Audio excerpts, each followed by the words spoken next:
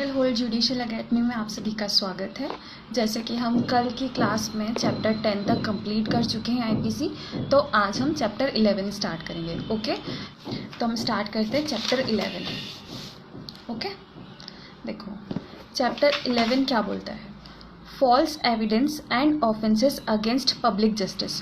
False evidence and offences against public justice, इसका हिंदी क्या है वो मैं आपको बता देती हूँ। पहले मैं आपको बता दूँ कि चैप्टर 11 में 39 सेक्शंस हैं। हम 39 सेक्शंस पढ़ेंगे चैप्टर 11 में, बट इसमें दो पार्ट में हमने इसको डिवाइड किया है। पहला 191 से 200 तक का है, जो हम पढ़ेंगे 2 दिन में, आज और कल की क्लास में। उसके बाद 201 से 229 तक हम बाद में पढ़ेंगे। ओके, देखो मिथ्या साक्ष्य और लोक न्याय के विरुद्ध अपराधों के विषय में। मिथ्या साक्ष्य और लोक न्याय के विरुद्ध अपराधों के विषय में। Got it. जैसे मैंने आपको बताया, इसमें हम 39 सेक्शन पढ़ेंगे। पहले हम आज की क्लास में फर्स्ट पार्ट पढ़ते हैं। फर्स्ट पार्ट जो डील करता है वो डील करता है, अगर कई बार क्या होता है, एविडेंस होते हैं, हर कोई जानता है प्रोसीडिंग होती है तो उसमें एविडेंस होते ही हैं। अब एविडेंस मतलब कोई भी जुडिशियल प्रोसीडिंग है, उसमें एविडेंस मतलब साक्ष्य होना ज़रूरी है। अब अगर वो साक्ष्य जो है, कोई पर्सन है वो झूठे फैब्रिकेट कर रहा है, मतलब झूठे एविडेंस गढ़ रहा है या झूठी इन्फॉर्मेशन प्रोवाइड करा रहा है, तो वो ऑफेंडर माना जाएगा, वो पनिशेबल होगा। तो वो इस चैप्टर के तहत लाइबल होगा। उसको इस चैप्टर में पनिशमेंट बताई गई है कि अगर कोई पर्सन है वो झूठी इन्फॉर्मेशन प्रोवाइड कराता है या झूठे एविडेंस झूठे एविडेंस गढ़ता है ताकि तीसरा पर्सन लाइबल हो जाए, तीसरे पर्सन को पनिशमेंट मिल जाए, तो वो यहाँ पे लाइबल होगा, उसको यहाँ पे ऑफेंडर माना जाएगा। Got it. देखो फर्स्ट हमारा सेक्शन है गिविंग फॉल्स एविडेंस। अपने आप में ही फर्स्ट उसने 191 में ही बोल दिया है कि अगर कोई पर्सन है वो झूठे एविडेंस देता है, फॉल्स एविडेंस देता है, तो वो लाइबल है, वो पनिशेबल है। यहाँ पे फॉल्स एविडेंस बता दिया गया है 191 में, फिर इसकी पनिशमेंट कहाँ बताई गई है 193 में। देखो हम फर्स्ट पार्ट में पहले तो स्टार्टिंग में 5 सेक्शन पढ़ेंगे 191 से 195 तक। 191 में क्या बताया उसने कि फॉल्स एविडेंस देना अपराध है। फिर सेकेंड में बताया कि फैब्रिकेट करना, फॉल्स एविडेंस को गढ़ना अपराध है, जैसे कि डॉक्यूमेंट प्रोवाइड कराना, इलेक्ट्रॉनिक रिकॉर्ड झूठा, तो वो अपराध है। ओके, फिर 193 से 195 तक में पनिशमेंट बताया जाएगा। ओके, 193 से में इन दोनों की पनिशमेंट बताई गई। फिर इन दोनों का ही मतलब जो मैंने आपको बताया 191 और 192 की पनिशमेंट 193 में है। फिर 194 और 195 में उनका एग्रावेटेड फॉर्म है पनिशमेंट का, उसमें भी पनिशमेंट है पर एग्रावेटेड फॉर्म है। Got it. अब हम आते हैं, स्टार्ट करते हैं आज का 191 से।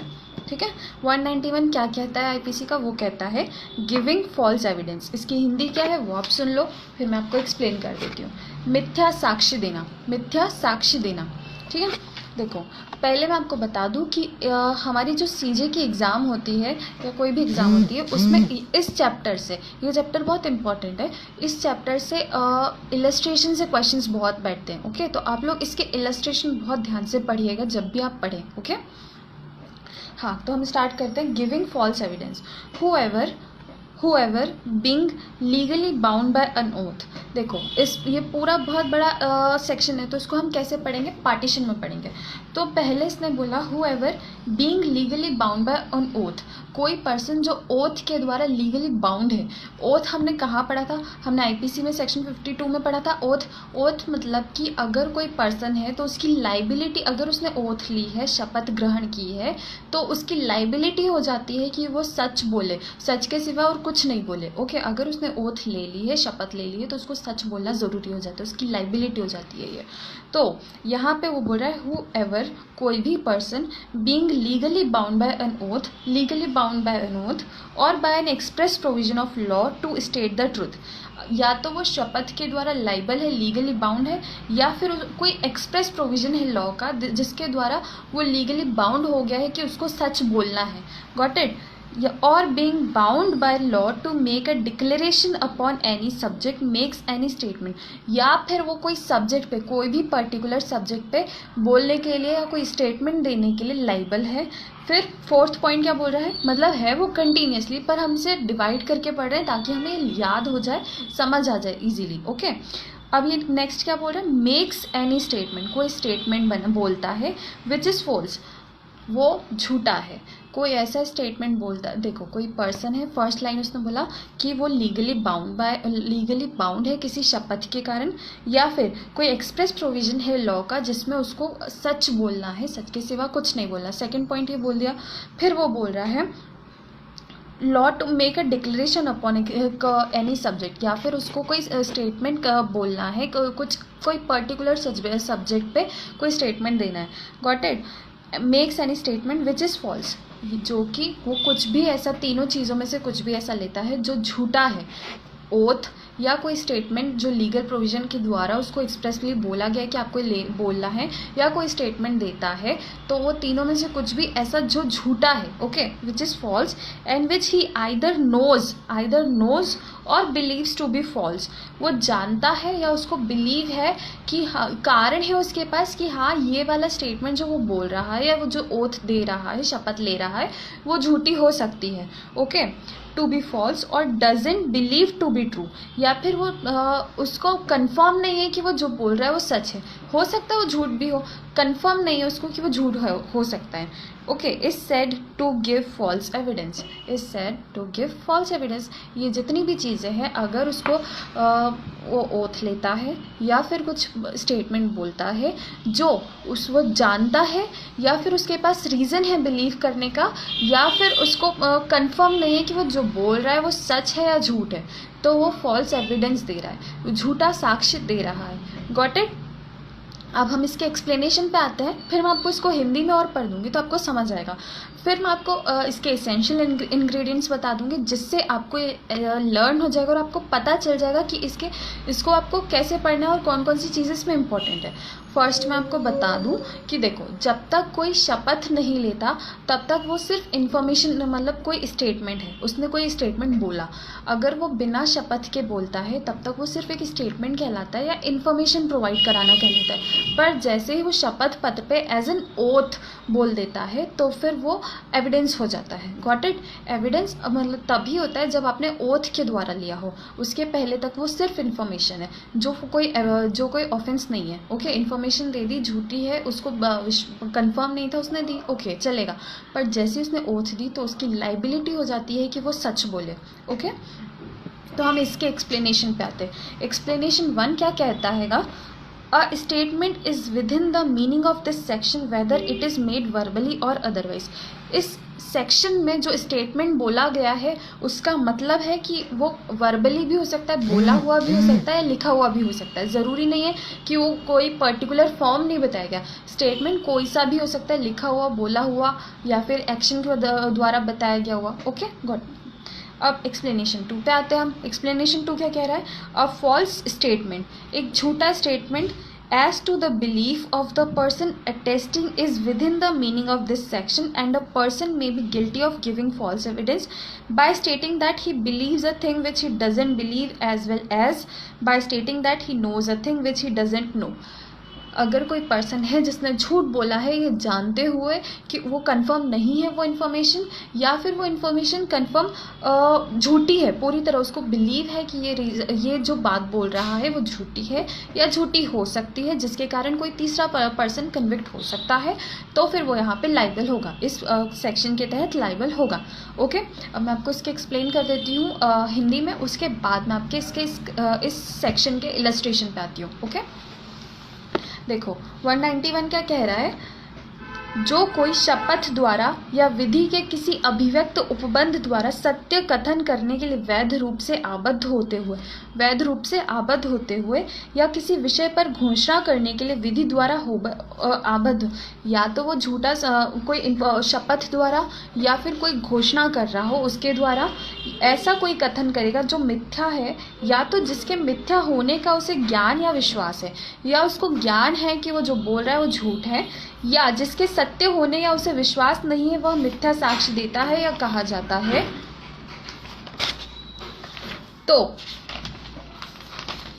स्पष्टीकरण, बस इतना ही बोला है, उसके बाद स्पष्टीकरण पे आया। मतलब एक्सप्लेनेशन 1, स्पष्टीकरण 1, कोई कथन चाहे वह मौखिक हो या अन्यथा किया गया हो इस धारा के अर्थ के अंतर्गत आता है। कोई भी कथन चाहे वो मौखिक हो या किसी भी रूप में हो वो इस सेक्शन में आता है, 191 में आता है। नेक्स्ट स्पष्टीकरण क्या कहता है? अनुप्रमाणित करने वाले व्यक्ति के अपने विश्वास के बारे में मिथ्या कथन इस धारा के अर्थ के अंतर्गत आता है। और कोई व्यक्ति यह करने से कि उसे उस बात का विश्वास है, देखो फिर से, अनुप्रमाणित करने के लिए व्यक्ति के अपने विश्वास के बारे में मिथ्या कथन इस धारा के अंतर्गत, मिथ्या कथन इस धारा के अर्थ के अंतर्गत आता है। और कोई व्यक्ति यह कहने से कि उसे उस बात का विश्वास है जिस बात का उसे विश्वास नहीं है, तथा वो कहता है कि हाँ मुझे विश्वास है कि वो ये चीज़ सही है, पर जबकि वो कंफ्यूज्ड है, उसको क्लियर ज्ञान नहीं है, फिर भी वो झूठ बोल रहा है ना कि नहीं मुझे पूरी इन्फॉर्मेशन है, तो वो इस चीज़ के अंतर्गत आ जाती है। देखो, वह उस बात को जानता है जिस बात को वह नहीं जानता, ओके, मिथ्या साक्ष्य देने का दोषी होगा। Got it. अब हम आते हैं इसके इलस्ट्रेशंस पे, उदाहरण पे। देखो, अगर आपके पास डायरेक्ट है तो आप इसका सेकेंड इलस्ट्रेशन देखेंगे। ओके, एक पर्सन है A, being bound by an oath to state the truth. वो बाउंड है किसी ओथ से कि उसको सच बोलना है। Okay, that he believes a certain signature to be the hand writing of Z. उसको निश्चित है, वो कन्फर्म्ड है उसको बिल्कुल 100% श्योरिटी है कि जो जेड है ये जो सिग्नेचर उसको दिखाई गई है, ए जो उसको जिसने शपथ ली है कि हाँ वो सच बोलेगा, उसको जेड की सिग्नेचर दिखाई जाती है। और वो कहता, उससे पूछा जाता है क्या ये सिग्नेचर जेड की है, क्या ये सिग्नेचर कन्फर्म जेड की है। अब वो क्या कहता है, when he doesn't believe it to be the hand writing of Z, उसको कंफर्म नहीं है कि ये हैंड राइटिंग जो है वो जेड की है। Here A states that which he knows to be false and therefore gives false evidence. उसको कंफर्म नहीं है, फिर भी वो कह देता है कि हाँ ये सिग्नेचर जो है वो जेड की है। तो यहाँ पे उसने फॉल्स एविडेंस दे दिया, क्योंकि हो सकता है वो जेड की नहीं हो सकता है वो किसी और की हो, उसने तो झूठा एविडेंस दे दिया, तो यहाँ पे वो झूठे एविडेंस के इस सेक्शन के तहत लाइबल होगा। ओके, आपका इसका हिंदी में आपको पढ़ देती हूँ मैं। क सत्य कथन करने के लिए शपथ द्वारा आबद्ध होते हुए कथन करता है कि वह अमुक हस्ताक्षर के संबंध में यह विश्वास करता है कि वह य का हस्तलेख है, जबकि वह उसके य का हस्तलेख होने का विश्वास नहीं करता है। यहाँ क का वह कथन करता है जिसका मिथ्या होना वह जानता है। वो कंफर्म है कि ये वो जो बोल रहा है, वो जो ओथ ले रहा है वो झूठी हो सकती है, वो कंफर्म है, फिर भी वो ले रहा है, तो यहाँ पे वो इस सेक्शन के लिए लायबल है। उसको पता है कि वो जो बोल रहा है वो सच नहीं है या आधा कंफर्म है आधा नहीं है, तो वो इस सेक्शन के लिए लायबल हो जाएगा, क्योंकि फॉल्स एविडेंस देना एक अपराध है। ओके, अब हम नेक्स्ट सेक्शन पे आते हैं। डी सेक्शन क्या बोलता है।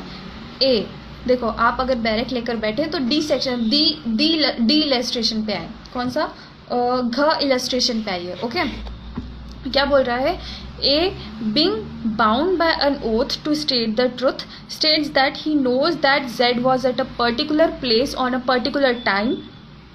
Not knowing anything upon the subject, A gives false evidence whether Z was at that place on the date named or not. क्या हुआ, उससे पूछा गया क्या, ए से पूछा गया क्या जेड जो था वो उस टाइम पे, उस जगह पे, उस समय पर, उस दिन उपस्थित था। तो ए झूठा एविडेंस दे देता है, हाँ वो उपस्थित था, तो यहाँ पे ए ने फॉल्स एविडेंस दे दिया, क्योंकि वो उस जगह पे उपस्थित नहीं था, जेड जो था वो उस जगह पे उपस्थित नहीं था। हिंदी में आप सुन लो, देखो, का शपथ द्वारा सत्य कथन करने के लिए आबद्ध होते हुए यह कथन करता है कि वह यह जानता है कि यह एक विशिष्ट दिन एक विशिष्ट स्थान में था, जबकि वह उस विशिष्ट में कुछ भी नहीं जानता। वो नहीं जानता कि जेड उस टाइम पे वहाँ था या नहीं था, फिर भी उसने झूठ बोल दिया कि हाँ ये पर्सन उस दिन उस टाइम पे यहाँ था। क मिथ्या साक्ष्य देता है चाहे बतलाए हुए दिन या उस स्थान पे रहा हो या नहीं, उसको नहीं पता कि वो वहाँ पे था या नहीं था। पर्टिकुलर टाइम, पर्टिकुलर डे नहीं, पर्टिकुलर टाइम। Got it.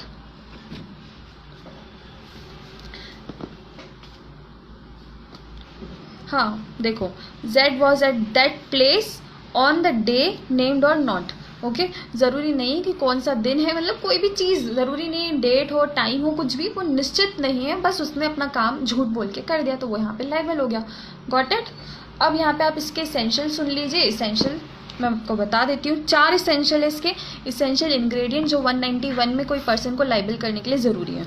देखो, फर्स्ट इसेंशियल क्या है, a false statement made by a person, कोई पर्सन ने झूठा स्टेटमेंट दिया है.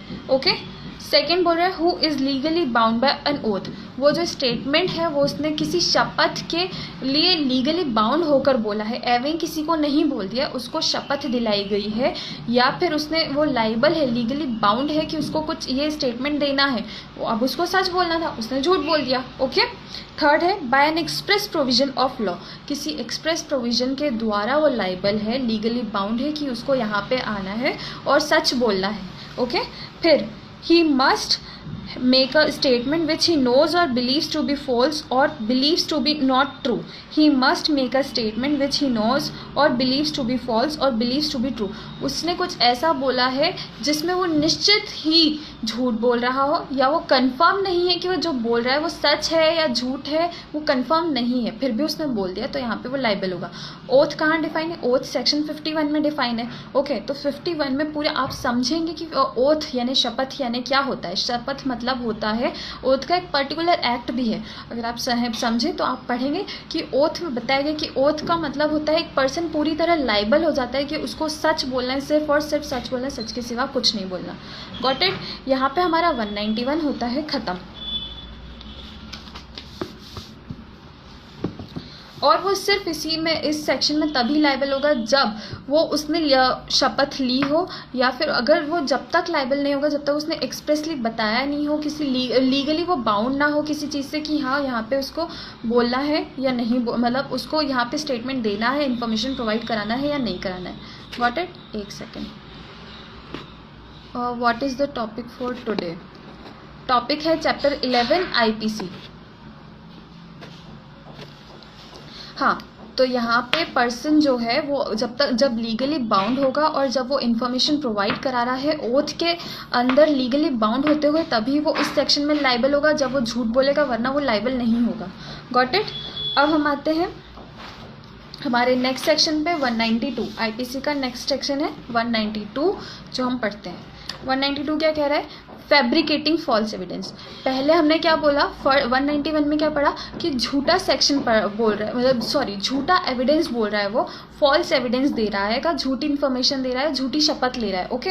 अब यहाँ पे 192 क्या बोल रहा है? फैब्रिकेट. फैब्रिकेट मतलब गढ़ना. कोई एविडेंस है वो फैब्रिकेट कर रहा है, बना रहा है, पहले से नहीं है, उसने जान करके बनाया ताकि कोई तीसरा पर्सन इस चीज़ के अंदर आ जाए और वो पनिशेबल हो जाए.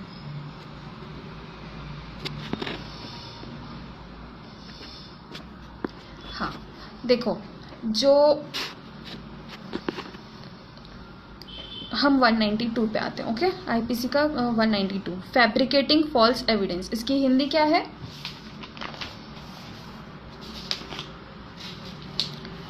मिथ्या साक्ष्य गणना. मिथ्या साक्ष्य गणना. देखो मैं आपको पहले एक्सप्लेन कर देती हूँ, फिर हिंदी में आपको बताती हूँ. Whoever causes any circumstances to exist. Okay.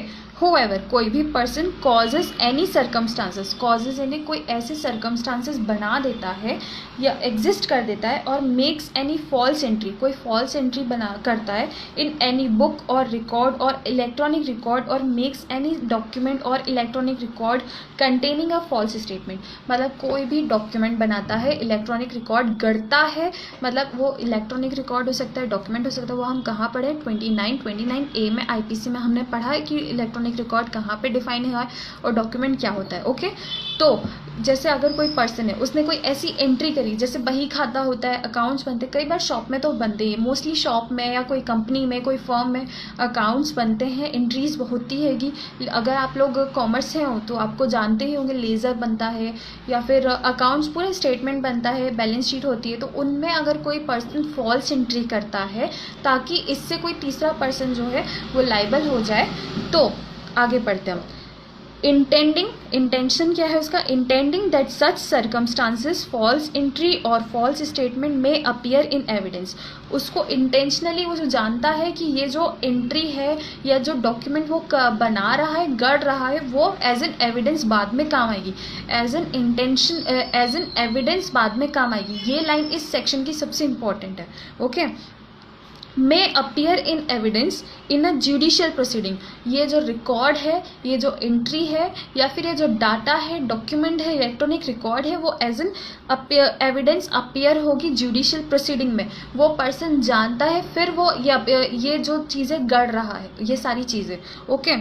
और in a proceeding taken by law before a public servant as such, या फिर वो पब्लिक सर्वेंट उसको यूज़ करेगा एज एन एविडेंस, और बिफोर एन आर्बिट्रेटर। आर्बिट्रेटर मतलब जो सेटलमेंट करवाते हैं, ओके। आर्बिट्रेटर जैसे कि हम यहाँ पे वकील होते हैं, आर्बिट्रेटर मतलब जो सेटलमेंट करवाते हैं, किसी भी डिस्प्यूटेड मैटर होता है ना, तो उसमें मीडिएटर होते हैं, आर्बिट्रेटर होते हैं जो मामला बाहर कोर्ट के बाहर सुलझाते हैं, ओके। या फिर आर्बिट्रेटर के सामने एज एन एविडेंस लाना है उस एंट्री को या उस डाटा को, and that such circumstances false entry or false statement, और वो सभी कुछ फॉल्स है, झूठा है, मिथ्या है, okay. So appearing in evidence may cause any person who in such proceeding is to form an opinion upon the evidence to entertain an erroneous opinion. और जब भी ये जुडिशियल प्रोसीडिंग में अपीयर होगा एविडेंस, तब वो कुछ इरोनियस मतलब कि कोई झूठा या फिर कुछ फॉल्स या फिर कुछ गलत चीज़ें पेश करेगा लॉ के सामने, जुडिशरी के सामने। ये कुछ ऐसा पेश करेगा जो, एक सेकेंड आगे पढ़ लेते हैं। Touching any point material to the result of such proceeding is said to fabricate false evidence. जो किसी और चीज़ फैब्रिकेट करेगा, जुडिशियल प्रोसीडिंग को हर्ट करेगा, या फिर किसी तीसरे पर्सन को कन्विक्ट करने के लिए तीसरे पर्सन को फंसा रहा है, तो वो यहाँ पे फॉल्स एविडेंस कहलाएगा, और फैब्रिकेटिंग फॉल्स एविडेंस कहलाएगा, ओके। फैब्रिकेटिंग फॉल्स एविडेंस कहलाएगा।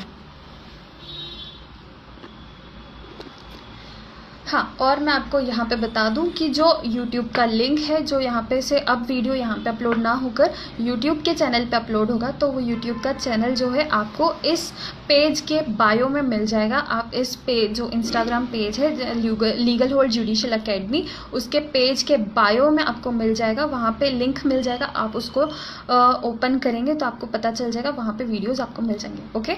आप सभी वो चैनल सब्सक्राइब कर सकते हैं और आपके फ्रेंड्स को सजेस्ट कर सकते हैं, जिससे आप लोगों को सीरीज वाइज वो वहाँ पे आईपीसी के वीडियोस मिल जाएंगे। Got it?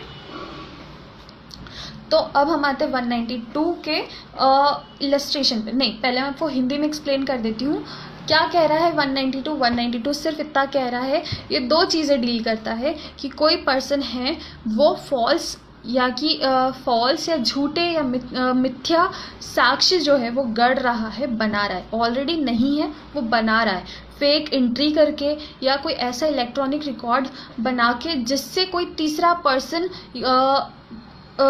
पर्सन जो है वो कन्विक्ट हो जाए, या फिर वो लाइबल हो जाए, लॉ की नज़रों में वो गिल्टी हो जाए।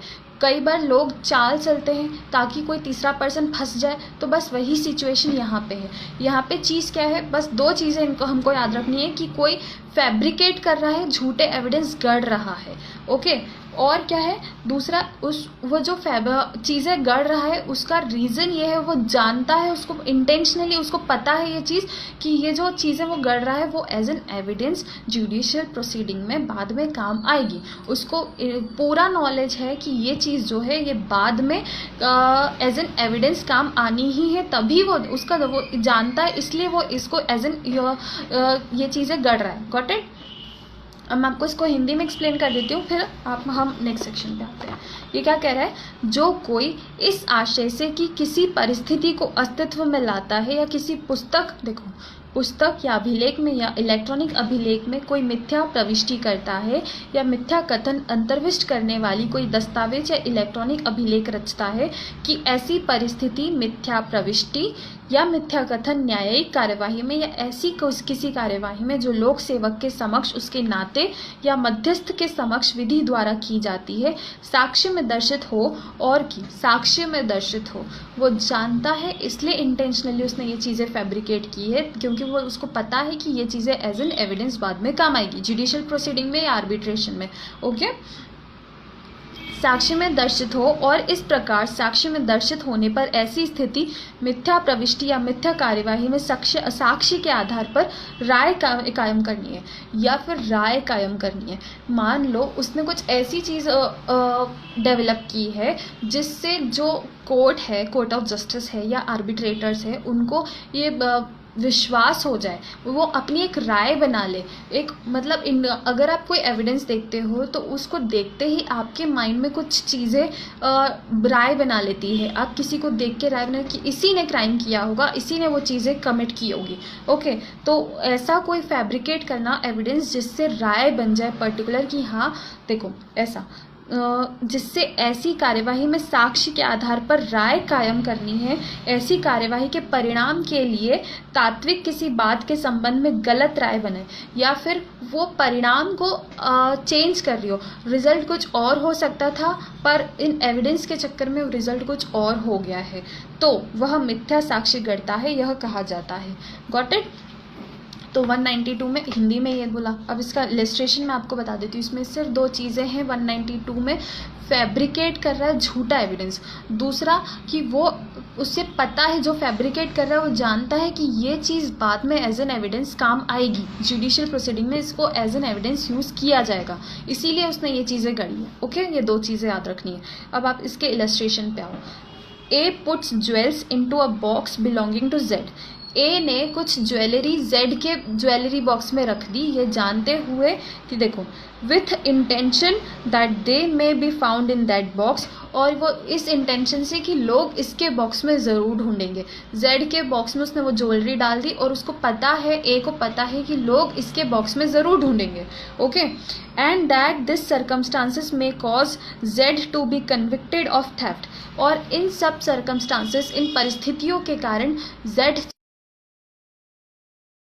जो है तो यही लगेगा कि इसके बॉक्स में मिला है तो इसी ने चुराया होगा, तो इसलिए A has fabricated false evidence, इसलिए ये माना जाएगा कि ए ने फॉल्स एविडेंस फैब्रिकेट किए, झूठे साक्ष्य गढ़े हैं। Got it? नेक्स्ट इलस्ट्रेशन पे आ जाते हैं। A makes a false entry in his shop book for the purpose of using it as corroborative evidence in a court of justice। जो A है उसने false entry की उसकी शॉप बुक में, मतलब बही खाता जो होता है वैसे। अब वो इस चीज़ के इस सेक्शन के झूठी एंट्रीज गढ़ी, ताकि क्योंकि उसको पता था कि ये एज एन एविडेंस बाद में काम आएगी, तो यहाँ पे वो इस सेक्शन में लायबल होगा। ठीक है, अब अगर आपको ये चीज़ याद रखनी है तो इसके इसेंशियल हम पॉइंट्स तोड़ लेते हैं तो आपको समझ आ जाएगा, याद हो जाएगा।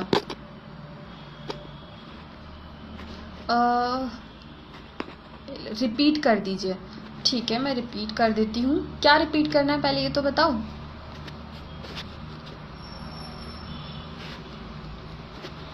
ओके, इलस्ट्रेशन ए में रिपीट कर देती हूँ।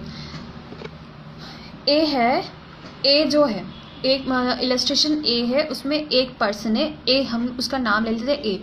उसने क्या किया, जेड के पास एक बॉक्स था। ओके, सभी जानते हैं कि ये बॉक्स किसको बिलोंग करता है, जेड को बिलोंग करता है। तो उसने क्या किया, ए ने जान करके किसी दूसरे पर्सन की ज्वेलरी चुराई और उसको जेड के बॉक्स में रख दिया, क्योंकि हर कोई जानता है कि ये बॉक्स जेड का है और हर कोई ढूंढेगा जब ज्वेलरी तो वो जेड के बॉक्स में भी तलाशी लेगा।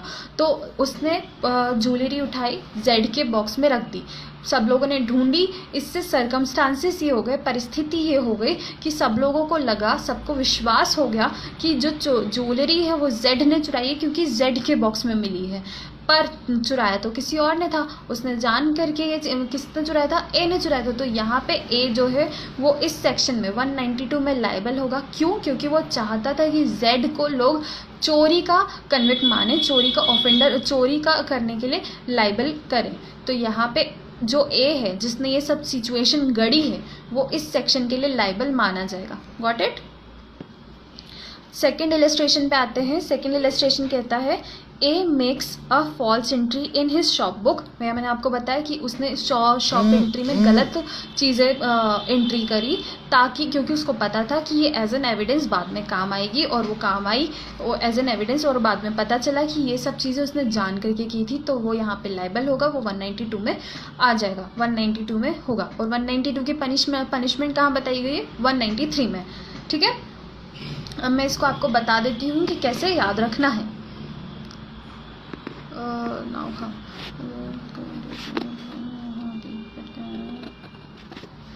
ठीक है, फर्स्ट लाइन बोल रहा है by causing any circumstances to exist, by causing any circumstances to exist, ये फर्स्ट पॉइंट हो गया। इससे आपको जो कुछ ऐसे सर्कमस्टांसेस पैदा कर देना या बना देना, ठीक है।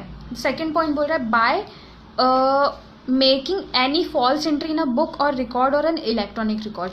क्या बोल रहा है, कोई फॉल्स एंट्री कर देना, ठीक है, कोई फॉल्स एंट्री कर देना, कोई फॉल्स रिकॉर्ड बना देना, ये चीज़ यहाँ पे है। ओके, थर्ड बोल रहा है by preparing a document containing a false statement, कोई ऐसा डॉक्यूमेंट प्रिपेयर करना जो फॉल्स फैब्रिकेटिंग शुड बी, एक मिनट, कोई ऐसा डॉक्यूमेंट प्रिपेयर करना जो फॉल्स स्टेटमेंट कंटेन करता हो, जो फॉल्स स्टेटमेंट यानी झूठी जानकारी या झूठी इन्फॉर्मेशन कंटेन करता हो, झूठी इन्फॉर्मेशन रखता हो, ऐसा एविडेंस बनाना, वो इस चीज़ में आ जाएगा, ठीक है। अब इसका आप एक केस सुन लो तो आपको ये सेक्शन कंफर्म हो जाएगा। Doctor S Dutt versus state of UP. ये क्या कहा था, doctor S Dutt versus state of UP में कहा गया था the accused had deposed as an expert in criminology holding a diploma from the imperial college of science and technology. इस case में क्या हुआ था, एक पर्सन था जो अक्यूज था, उसने झूठी डिग्री, जैसे झूठी डिग्री चलती है अभी भी आपने सुना होगा, काफ़ी केसेस आए थे, मुन्ना भाई वाला जो चला था उस टाइम पे पूरा, अभी 2-1 साल पहले, ठीक वैसे ये केस है। इसमें क्या हुआ था, अक्यूज जो था उसने कहा कि वो फॉरेन से पढ़ के आया है, वो लंदन से पढ़ के आया है, उसके पास झूठी डिग्रीज थी, ओके। पर जब वो एज एन कोर्ट में अपीयर हुई तो पता चला कि ये झूठी डिग्री है, तो उसने फेक डॉक्यूमेंट्स बनाए थे ताकि उसका यहाँ पे काम चल सके। तो यहाँ पे वो 192 के तहत लाइबल माना गया, 192 के तहत अक्यूज माना गया, ओके। 192 एंड 196 आईपीसी में लाइबल माना गया वो। अब यहाँ पे हमारा 192 भी हो गया खत्म। अब मैं आपको 193 बता देती हूँ। 193 क्या बताता है, पनिशमेंट बताता है किसकी, इन दोनों सेक्शन जो हमने पढ़े 191 और 192 जो पढ़ा, उसकी पनिशमेंट कहाँ बताई गई है, यहाँ 193 में। वो क्या कह रहा है, punishment for false evidence, whoever, कोई भी person intentionally gives false evidence in any stage of a judicial proceeding or fabricates false evidence for the purpose of being used in any stage of a judicial proceeding shall be punished with imprisonment of either description for a term which may extend to 7 years and shall also be liable to fine। जो हमने 192 में पढ़ा कि अगर कोई person है वो intentionally false evidence देता है ताकि और या फिर फैब्रिकेट करता है जबकि वो जानता है कि ये चीज़ जुडिशियल प्रोसीडिंग में बाद में कभी काम आएगी, तो उसको क्या पनिशमेंट मिलेगा, 7 साल तक की सज़ा विथ फाइन। और कौन से डिस्क्रिप्शन की, कोई भी, आइदर डिस्क्रिप्शन बोला गया तो सिंपल नहीं, कोई भी दी जा सकती, सिंपल या रिग्रेस इम्प्रिजनमेंट मिल जाएगी, कितने सा टाइम तक की, 7 साल तक की, ओके। आगे ये बोलता है एंड whoever, कोई भी पर्सन इंटेंशनली गिव्स और fabricates false evidence in any other case, या फिर कोई जैसे उसने किसी स्टेज के लिए, अगर फर्स्ट पॉइंट में क्या बोला है कि अगर किसी स्टेज जुडिशियल प्रोसीडिंग की किसी स्टेज के लिए फॉल्स एविडेंस बनाए हैं तो वो यहाँ पे लायबल होगा। सेकंड में क्या बोल रहा है कि सेकंड पॉइंट में इसने जो अब हम पढ़ रहे हैं आगे का, वो कह रहा है किसी दूसरी मतलब किसी दूसरे केस के लिए बनाया है। देखो, whoever intentionally gives or fabricates false evidence in any other case shall be punished with imprisonment of either description for a term which may extend to 3 years। Okay, अगर किसी जुडिशियल प्रोसीडिंग के लिए, किसी स्टेज के लिए उसने झूठे evidence तब गढ़े हैं तो उसको 7 साल तक की सज़ा, पर अगर उसने किसी दूसरे केस के लिए गढ़े हैं, इंफॉर्मेशन या डॉक्यूमेंट या इलेक्ट्रॉनिक रिकॉर्ड या जो भी हमने 192 में पढ़ा, तो वो यहाँ पे दूसरे केस के लिए हुआ, तो यहाँ पे उसको पनिशमेंट कितनी दी गई है, 3 साल तक की, okay. 3 years and shall also be liable to fine। अब यहाँ पे हम एक्सप्लेनेशन पढ़ लेते हैं, फिर मैं आपको इसका हिंदी एक्सप्लेन कर दूंगी। एक्सप्लेनेशन 1 क्या कहता है, a trial before a court martial is a judicial proceeding. A trial, कोई ट्रायल जो होता है ना, मतलब जुडिशियल डिस्ट्रिक्ट कोर्ट में जो ट्रायल चलता है before a court martial is वो जुडिशियल प्रोसीडिंग कहलाती है, ओके। फिर एक्सप्लेनेशन 2 क्या एक्सप्लेन कर रहा है, an investigation directed by law preliminary to a proceeding before a court of justice is a stage of judicial proceeding though that investigation may not take place before a court of justice. Investigation चलती है case की, तो वो भी directed by law ने direct किया है कि आप इन्वेस्टिगेशन करो, जैसे अभी सुशांत केस में इन्वेस्टिगेशन चल रही है। Okay, to a proceeding before a court of justice is a stage of judicial proceeding, तो वो जुडिशियल प्रोसीडिंग की स्टेज मानी जाती है कि जुडिशियल प्रोसीडिंग में ये स्टेज है। हर चीज़ का स्टेज होता है, ट्रायल चलता है, इन्वेस्टिगेशन चलता है, हर चीज़ का एक पर्टिकुलर स्टेज होता है। ओके, जो आप पढ़ेंगे बाद में सीआरपीसी में।